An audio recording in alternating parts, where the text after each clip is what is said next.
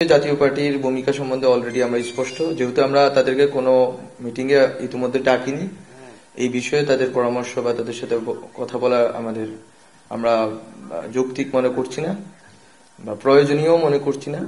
জুলাই ঘোষণাপত্র প্রণয়নের ক্ষেত্রে গণ অভ্যুত্থানের সক্রিয় রাজনৈতিক দলগুলোর মতামত নিলেও জাতীয় পার্টির মতামত প্রয়োজন মনে করছি না বলে মন্তব্য করেছেন উপদেষ্টা মাহফুজ আলম।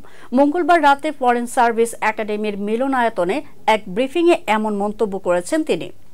এ সময় প্রধান উপদেষ্টার প্রেস সচিব শফিকুল আলম সহ প্রেস উইংয়ের অন্যান্য সদস্যরা উপস্থিত ছিলেন। মাহফুজ আলম বলেন, 2018 সালের নির্বাচনে রাজনৈতিক দলগুলো অংশগ্রহণ করেছে এবং প্রতারিত হয়েছে। জাতীয় পার্টির ভূমিকা সম্পর্কে আমরা সবাই স্পষ্ট।